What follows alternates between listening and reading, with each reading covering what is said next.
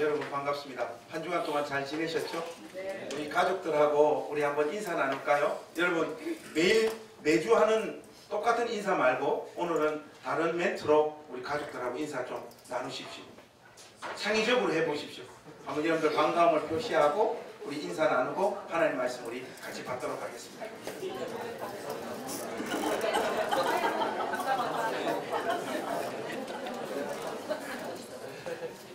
이번 한 주간 나라에 큰일이 있었습니다.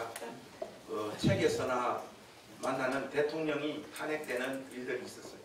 우리 교회 권속들, 정치적인 입장들이 다른 분들도 있을 것이고 또 이런 일들에 대해서 여러분들의 각자의 의견이 있을 수 있을 것입니다. 그 모든 것들 존중합니다. 그러나 헌법재판관들이 일방적으로 한쪽 이념들을 지지하는 재판관들로 구성되지 못하도록 우리나라 법은 이미 조치가 취해져 있었습니다. 대통령께서 친히 임명한 헌법재판관들도 탄핵에 찬성하셨다는 것은 이번 이 사태가 정치적인 진보냐 보수냐의 문제가 아니라 대통령께서 주권자들이 위임한 그 권력을 남용하셔서 대통령의 범위와 헌법의 범위를 넘어서면서까지 사익을 추구한 그것에 대한 명백한 단죄라고 생각되어집니다. 이것은 이제 시작이고 나라가 올곧이 제대로 설 수 있도록 여러분들 더 많이 기도해 주시고 나라 일들에 적극적으로 참여해 주시는 여러분들 모두가 되어 주셨으면 좋겠습니다. 특별히 촛불 집회한다고 몇 달 동안 정말 빠지지도 않고 꾸준히 우리 가족들 중에 그 현장에 참여하신 분들도 있으시고 또 몇 번만 가신 분들도 있으시고 그 모든 분들 다들 수고하셨습니다. 대체적으로 이 촛불 집회나 대통령 탄핵 인용에 대한 찬성의 분위기가 많다 보니까 자기의 정치적인 어떤 소신들이 교회 안에서 전혀 말을 하지 못하고 입장들을 표현하지 못하고 있는 우리 가족들도 있다는 사실들을 여러분들이 기억해 주시면 좋겠습니다. 기뻐하고 정의가 세워지는 어떤 방식에 대해서 우리가 환호하고 또 수고한 사람들을 격려하는 방식들이 다른 정치적인 입장을 가진 사람들의 마음들을 심하게 다치지 않는 방법들로 우리가 잘 표현할 수 있는 성숙한 또한 그리스도인들이 되었으면 좋겠습니다. 오늘 여러분들과 함께 이 바울의 메시지 두 번째 내용들을 좀 살펴볼까 합니다. 24절에서 31절에 나오는 이 말씀들 오늘 우리가 함께 한번 살펴보겠습니다. 다윗 언약을 성취한 당사자가 예수님이심을 언급한 바울은 침례 요한의 이야기로 오늘 본문 말씀을 시작합니다. 24절에서 25절에 보면 침례 요한의 이야기가 등장하죠. 그런데 우리가 이 내용을 살펴보면 침례 요한의 이야기는 침례 요한의 이야기가 아닙니다. 침례 요한은 회개의 침례를 전파하며 자신은 그리스도가 아님을 분명히 밝힘과 동시에 자신은 자기 뒤에 오시는 진짜 메시아이신 그리스도의 길을 예비하는 존재임을 천명하고 있습니다. 왜 이런 사실을 침례 요한이 분명히 밝히고 있을까요? 그것은 이 땅에 메시아로 오신 예수님의 모습이 그 시대를 살아가는 사람들의 기대와는 전혀 다른 모습으로 등장하고 계시기 때문입니다. 오히려 침례 요한의 모습이 더 선지자 같고 더 메시아와 같아 보였습니다. 예수님의 모습은 아무리 봐도 메시아가 아니거든요. 침례 요한 자신도 이 부분에 대한 확신이 흔들리고 예수님의 존재에 대한 의문을 가졌던 적이 있었습니다. 자신이 선포한 심판주로서의 그리스도의 모습을 예수님의 사역을 통해서 확인할 수 없었기 때문이죠. 여러분 이 내용은 우리가 말씀을 열어서 함께 한번 살펴보면 좋겠습니다. 여러분 누가복음 7장 19절 이하 말씀으로 우리 한번 가보시죠. 7장 19절에서 23절 말씀까지 우리 함께 교독하겠습니다. 누가복음 7장 19절에서 23절 말씀입니다. 제가 먼저 19절 말씀 읽겠습니다. 요한이 그 제자 중 둘을 불러 주께 보내어 이르되 오실 그이가 당신이오리이까 우리가 다른 이를 기다리오리이까 하매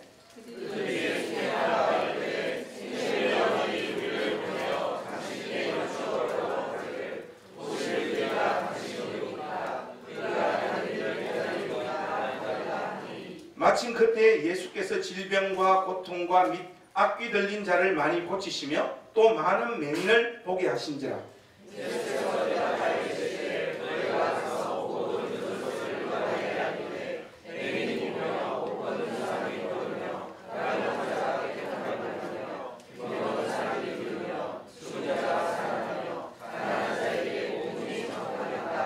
(23절) 같이 하시겠습니다. 누구든지 나로 말미암아 아니하는 자는 복이 있도다 하시니라. 침례 요한은 제자들을 보내서 예수님께서 오실 그분이 맞는지를 확인시키고 있는 장면이죠. 아무리 침례 요한을 좋게 보려고 해도 요한의 마음에도 예수님의 사역을 보면서 자신이 선포하고 기대했던 분과의 모습과는 전혀 다른 예수님의 모습을 보고 그의 마음이 흔들렸던 것 같습니다. 흔들림과 의심이 그의 마음에 찾아왔던 것이죠. 예수님의 사역의 모습은 중요한 인물임을 보여주는 것 같지만 무언가 결정적이고 중요한 부분에 있어 메시아로서는 부족해 보이는 듯한 이런 느낌을 침례 요한이 받고 있는 것입니다. 자신이 선포하고 기대했던 메시아로서의 확신이 총체적으로 흔들리고 있는 것은 아니지만 주님의 사역이 구약에 약속되어진 바로 그 구원 사역인지는 그의 마음에 의구심이 심하게 들고 있는 그런 상태가 침례 요한의 마음의 상태라고 할 수 있겠습니다. 예수님께서는 침례 요한의 제자들에게 다른 말로 자신의 메시아 되심을 증명하지 않으셨습니다. 예수님의 답변을 한번 보십시오. 21절과 22절에 나와 있죠. 마침 그때 예수께서 질병과 고통과 및 악귀 들린 자를 많이 고치시며 또 많은 맹인을 보게 하신지라. 예수께서 대답하여 이르시되 너희가 가서 보고 들은 것을 요한에게 알리되 맹인이 보며 못 걷는 사람이 들으며 나병 환자가 깨끗함을 받으며 귀먹은 사람들이 들으며 죽은 자가 살아나며 가난한 자에게 복음이 전파된다 하라. 이 말씀은 이런 기적을 일으키는 존재인데도 내가 메시아인 것을 너희들은 못 믿느냐, 이런 차원에서 하고 계신 말씀이 결단코 아닙니다. 이 말씀들은 전부 다 구약 성경에서 등장하는 이 땅에 오셔서 펼치실 메시아의 구체적인 예언의 내용들이었다는 것을 우리가 감을 잡아야 돼요. 이사야서 29장 18절과 19절에 이런 말씀이 있습니다. 그날에 못 듣는 사람이 책의 말을 들을 것이며 어둡고 깜깜한 데에서 맹인의 눈이 볼 것이며 겸손한 자에게 여호와로 말미암아 기쁨이 더하겠고 사람 중 가난한 자가 이스라엘의 거룩하신 이로 말미암아 즐거워하리니, 이런 말씀이 있습니다. 그리고 35장 4절에서 6절에도 똑같은 말씀이 나와요. 금내는 자들에게 이르기를 굳세어라, 두려워하지 말라. 보라, 너희 하나님이 오사 보복하시며 갚아주실 것이라.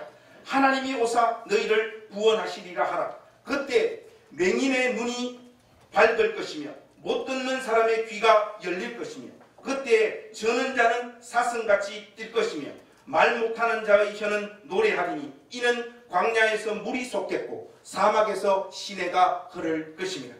하나님 말씀에 예언된 메시아의 사역이 나의 삶을 통해서 이 땅에 그대로 실현되고 있지 않느냐, 이것이 예수님의 답변이었습니다. 너희들이 가진 그 기대와 소망에 비추어서 메시아를 이해하지 말고 기록된 말씀에 근거하여 이 땅에 메시아가 이미 왔고 아무런 차질 없이 하나님의 뜻을 집행하고 있음을 믿으라는 말씀의 천명입니다.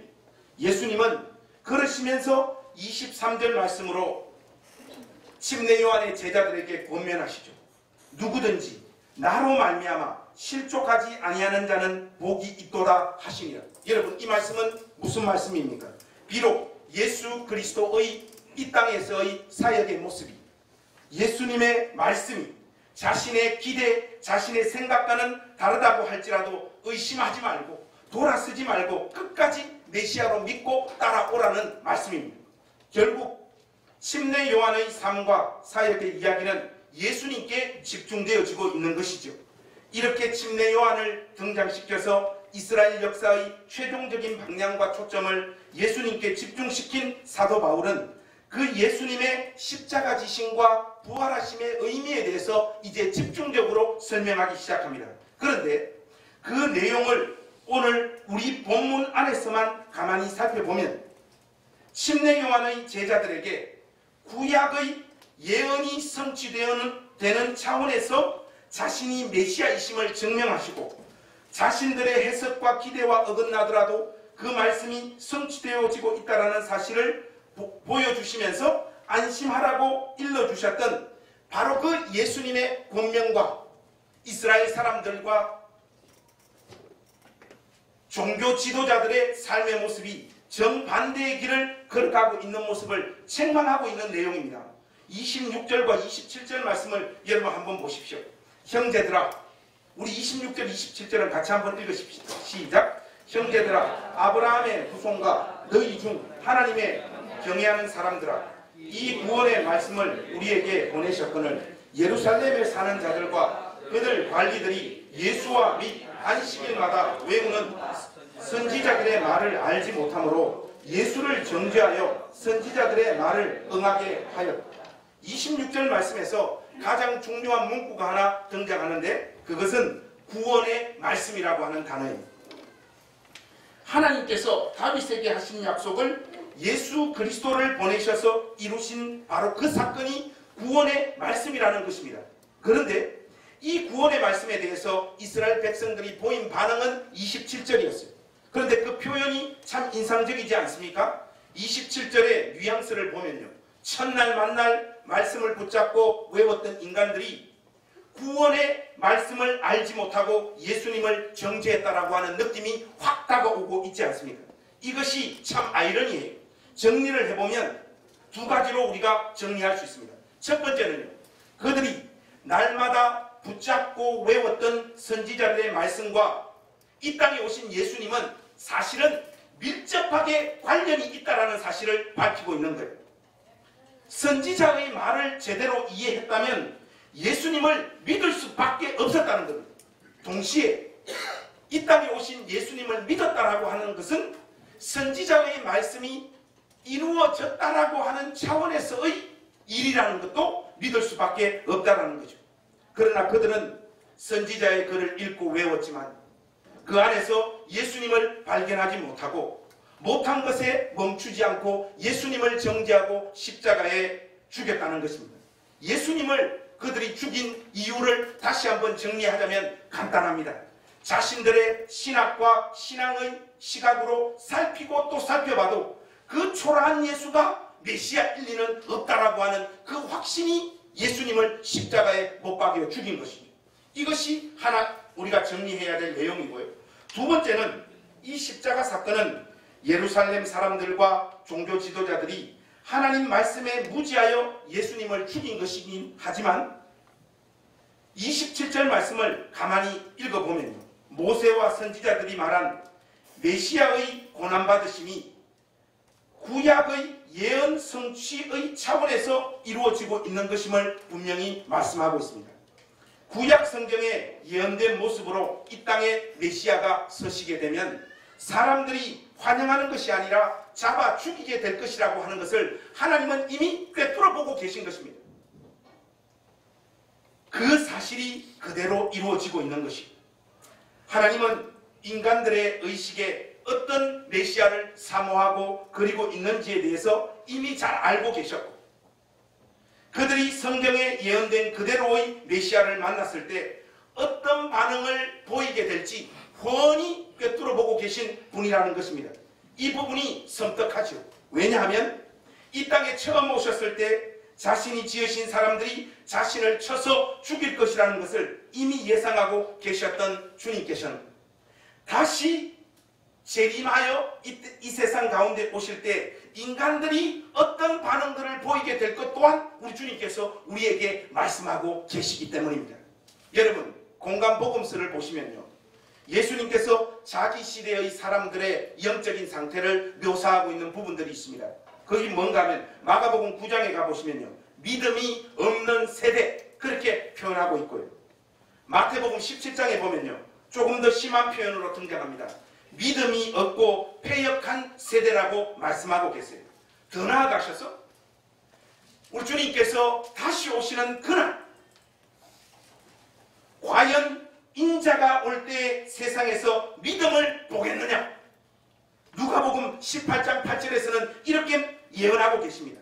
하나님의 이름을 부르고 교회를 다니고 성경을 공부하고 예배하는 사람들이 가득 차 있다고 할지라도 마지막 때에 진정한 믿음을 소유한 자들은 거의 없을 것이라고 하는 것이 우리 주님의 예언이고 상황인식입니다. 사람들이 진정한 믿음을 가지지 않는다는 말은 무신론자가 된다는 말이 아닙니다. 자기 방식으로 이해한 하나님을 믿기 시작한다, 그 말이에요. 부연하자면요, 예수님이 세상에서 믿음 보기 어려울 것이라고 하는 이 예언의 말씀은 형식적인 믿음은 가지고 있지만 하나님에 대한 깊은 신뢰와 믿음들이 사라질 것이고 예수 그리스도에 대한 정확한 이해나 구원에 대한 의미도 전부 다 교회 안에서 변질되어질 것이고 그 중요성이 간과되어질 것이라는 것을 말씀하고 있는 말씀입니다. 이렇게 하나님 아버지와 예수님과 구원에 대한 기본적인 믿음의 개념들이 흔들리기 시작을 하면요, 자연스럽게 성령에 대한 기대와 논의도 그 중요성에도 불구하고 만사 귀찮은 이야기들로 교회 안에서 전개되어지기 시작하는 것입니다. 그래서 교회의 실제적인 부흥과 능력의 근원이신 성령에 대한 기대가 전혀 없는 상태의 성도들로 예배당은 가득 차게 된다는 말씀이죠. 우리가 금요일날 함께 읽고 있는 D.A. 칼슨의 바울의 기도의 표현대로 하자면 오늘날의 교회는 기도를 잃어버렸다라고 표현할 수 있겠습니다. 이것은 단순히 성도들이 기도를 하지 않는다는 차원을 넘어서 신자들의 실제적인 삶과 의식에 하나님은 솔직히 큰 비중을 차지하지 않고 있다는 뜻입니다. 그냥 액세서리에 불과한 것입니다.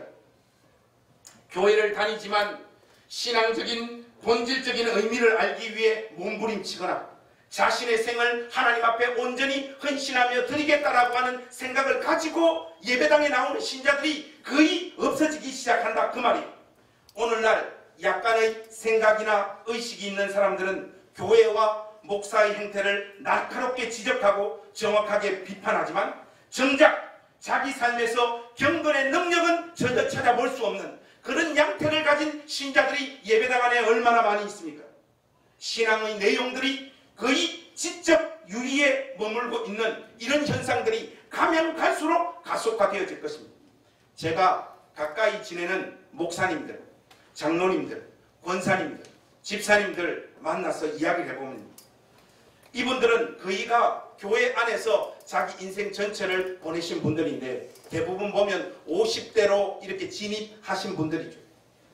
이분들이 사석에서 아주 긴장의 끈을 내려놓고 솔직하게 우리의 삶과 신앙에 관해서 이야기를 해보면요, 공통적으로 하시는 말씀이 있습니다. 그게 뭔가 하면, 목사님, 예수 믿는 것이 무엇인지 저 솔직히 모르겠다. 내가 그동안 무엇을 믿었고 믿고 있는 대상이신 하나님도 어떤 존재인지 솔직히 저 모르겠습니다.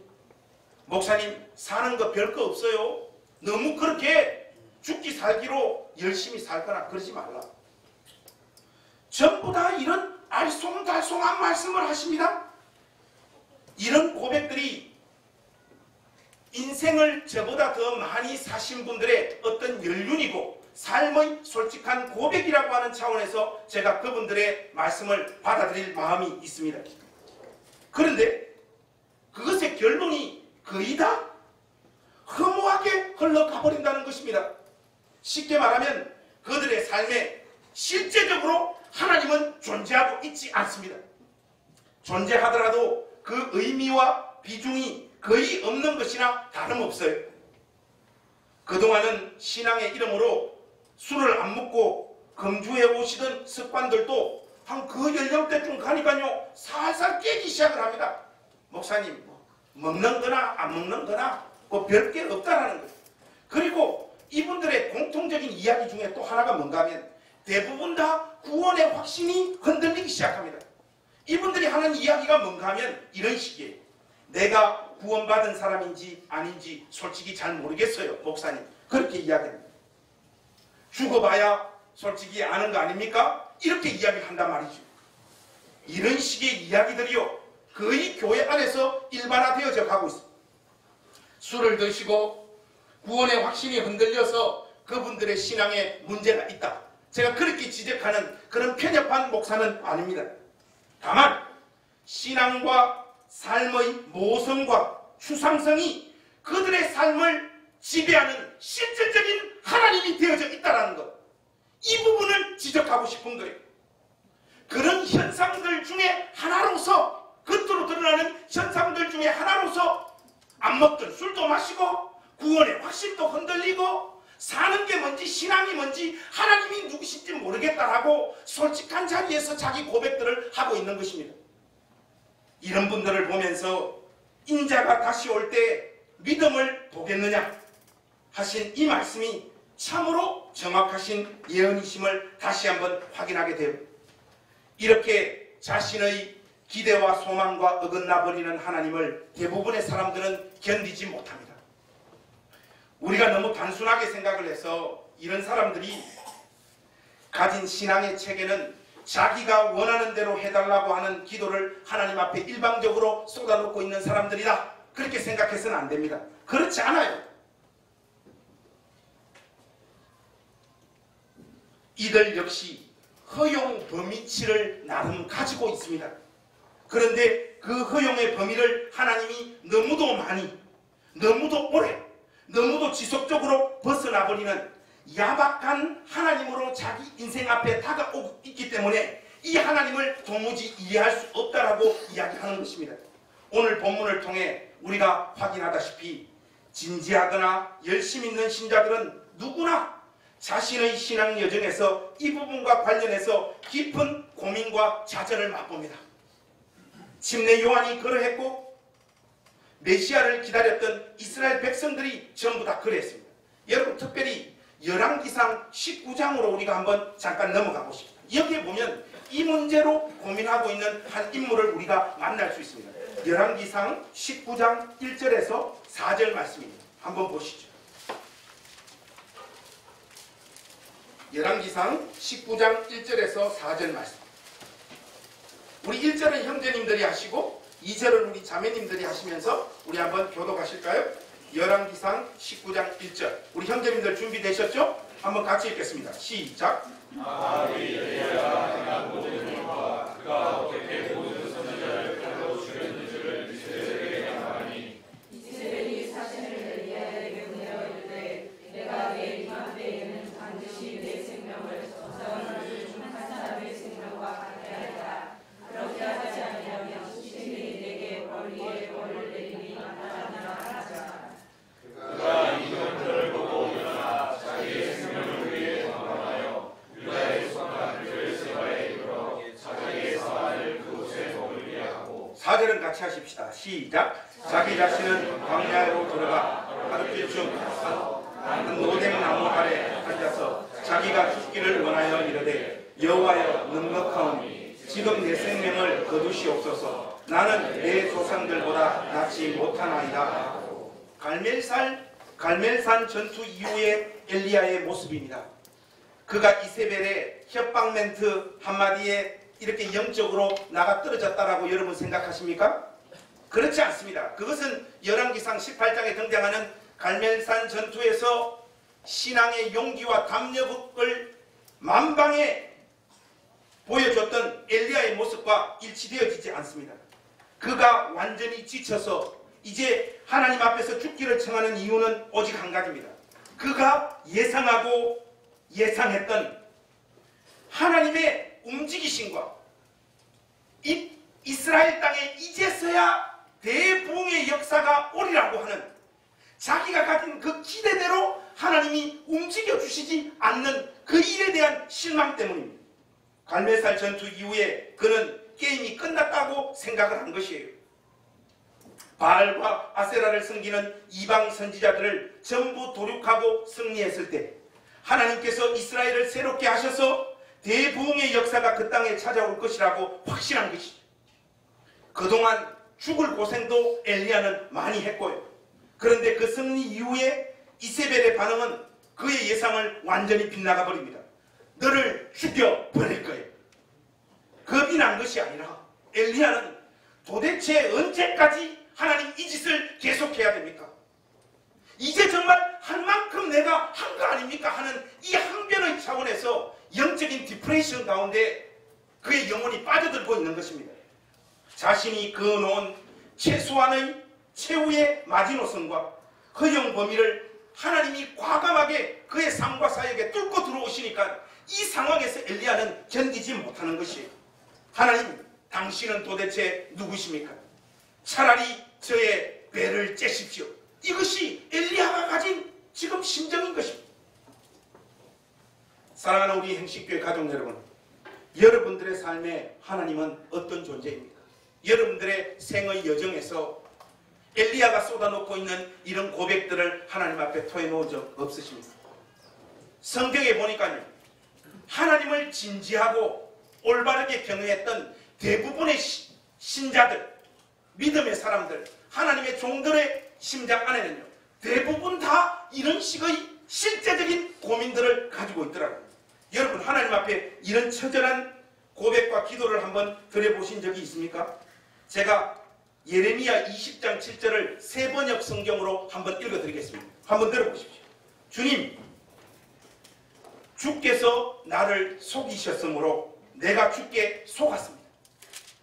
주께서는 나보다 더 강하셔서 나를 이기셨으므로 내가 조롱거리가 되니 사람들이 날마다 나를 조롱합니다.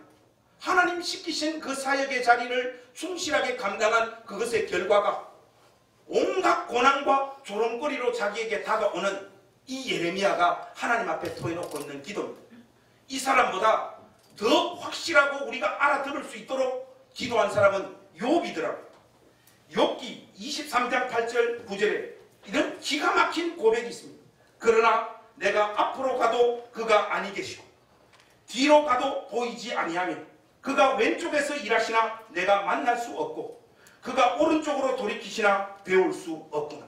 여러분, 우리 인생의 여정에서 이 예레미야와 욥이 토해놓고 있는 이 고백을 고백해보지 않은 신자들이 어디 있겠습니까? 물론 20살 밑으로는 몰라요, 이런 경지를. 그러나 20살만 넘으면 다 압니다. 우리의 삶에도 왜 이런 처지한 고백을 쏟아놓을 내용이 없겠습니까?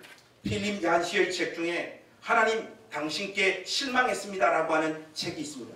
영어로 보니까 Disappointment with God 이렇게 되어 있습니다. 근데 여러분, Disappointment라고 하는 이 단어는요, Not as appointed, 무슨 말인가 하면 정해진 대로가 아닌 이라고 하는 이 문구에서 유래되어졌다고 해요. 딱 맞지 않습니까?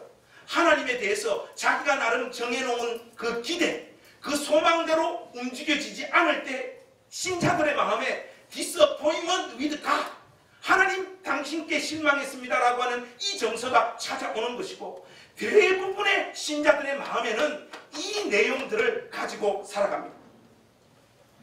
한마디로 이 실망은 자신의 신앙 체계에서 나름 정리해놓은 그대로 하나님께서 움직이지 않는 것에 대한 실망이죠. 여러분, 이 책에 보면요, 신학생 리차드라고 하는 애가 한 명 등장해요.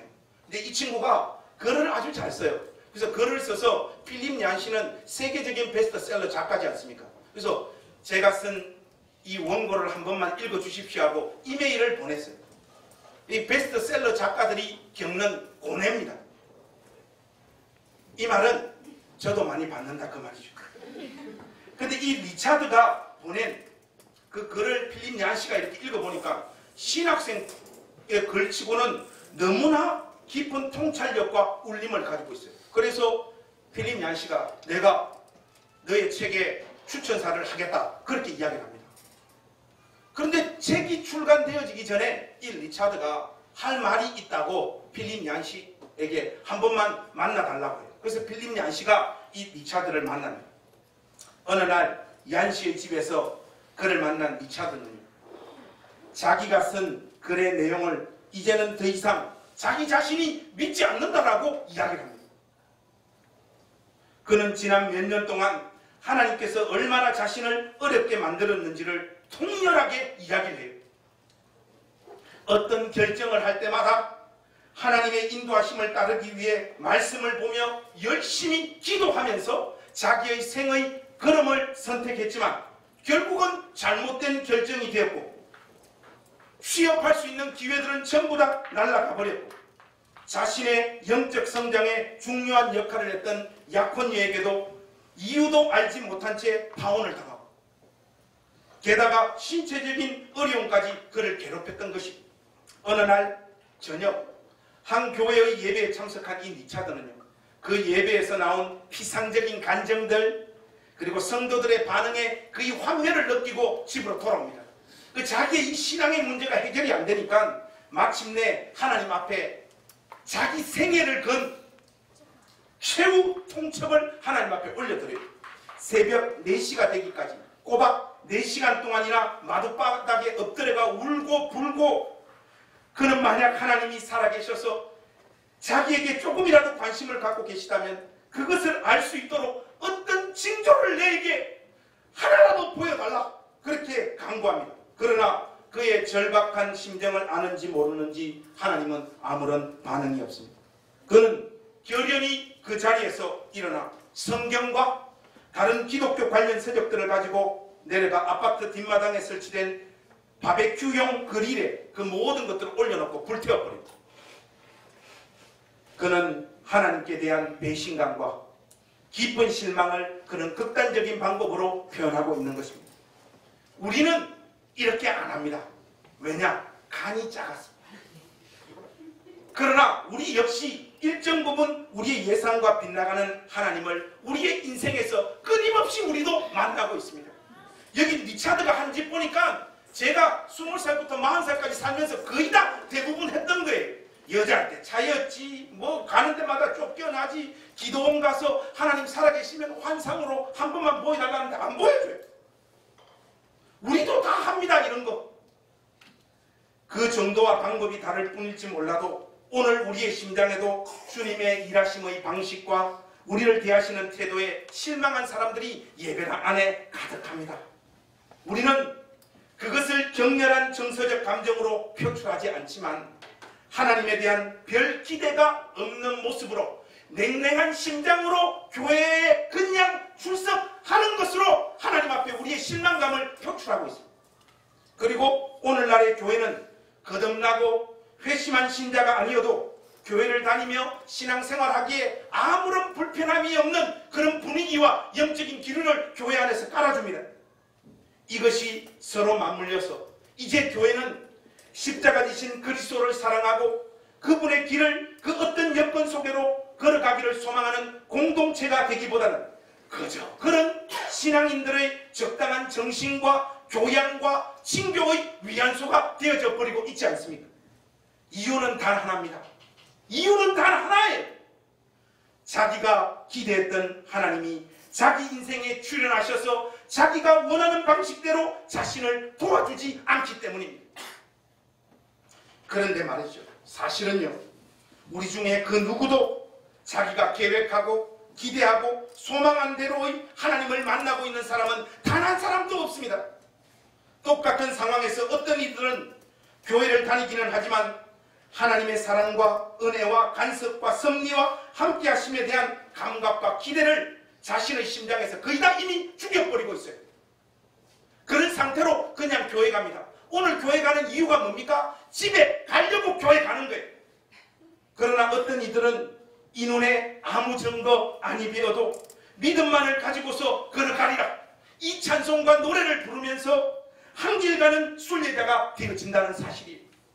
그들은 믿음을 구성하는 여러 가지 요소 중에 그 안에 의심과 불확실성이 담겨져 있다는 사실을 늘 기억합니다.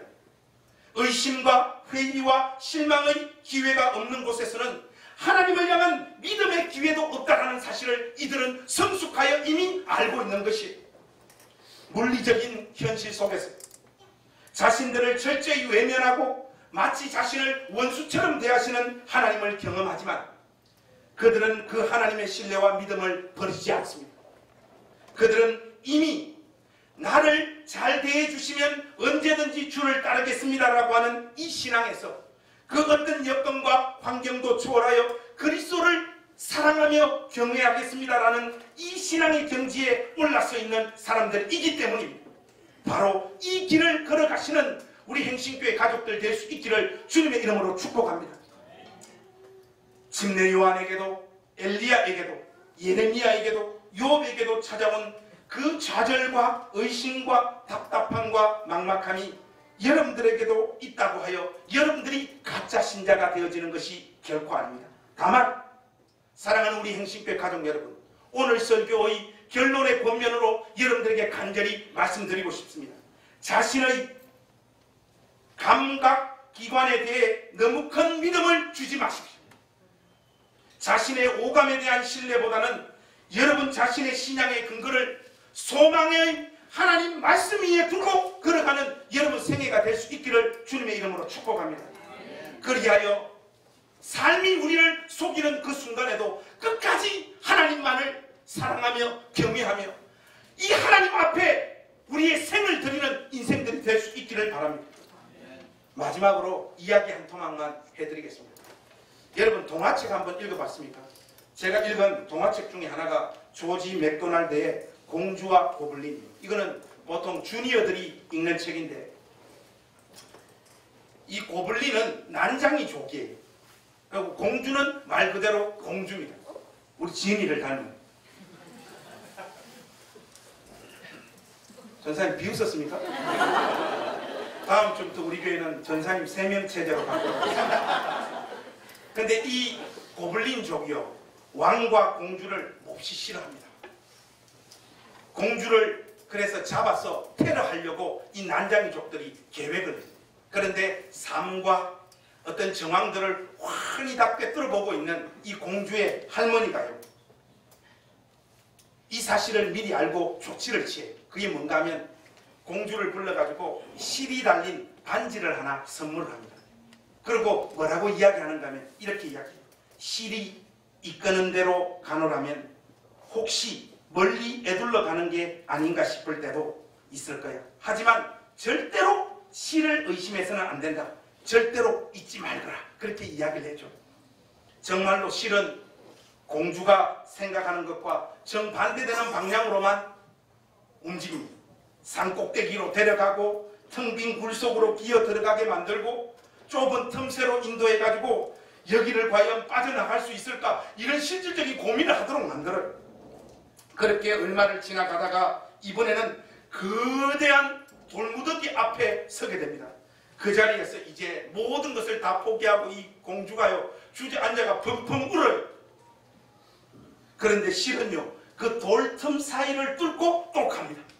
그래서 공주는 용기를 내가지고 그 큰 돌을 하나 치워요. 하니까 옆에 친구들이 그거 하나씩 치워가지고 언제 길을 만들고 또 갈 수 있겠냐고. 근데 보통 염장 지르는 존재들이 누군가 하면 친구들이나 가족들이거든요.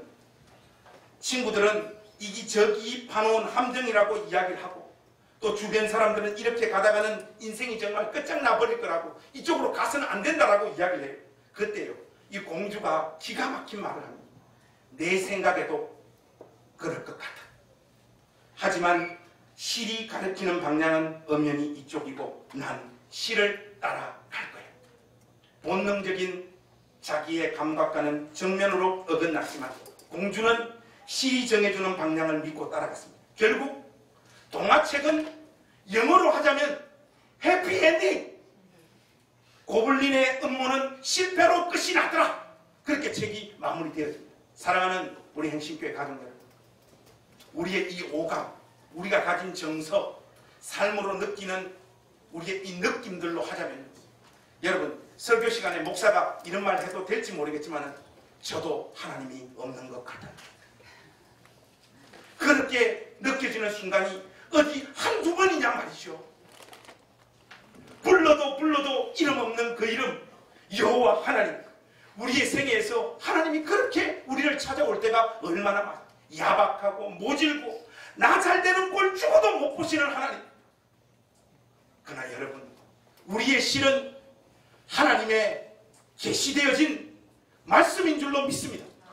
우리의 감각과 우리의 기대와 우리의 생각과 정반대되어지는 삶의 자리로 내몰릴지라도 예수 그리스도를 주를 믿는 자에게 영원한 영생을 약속하실 뿐만 아니라 세상 끝나는 그날까지 우리의 삶과 동행하시며 우리의 생애를 인도하고 계시리라고 하시겠다고 약속하신 그 하나님 말씀을 공주가 붙잡은 실로 삼으셨습니다. 여러분, 의식과 정반대되어지는 상황을 만나더라도 이 하나님 말씀을 붙잡고 그 기록되어진 내용 붙잡아 여러분 생애를 걸어가시는 복된 믿음의 신자들이 되어질 수 있기를 우리 주님의 이름으로 축복합니다.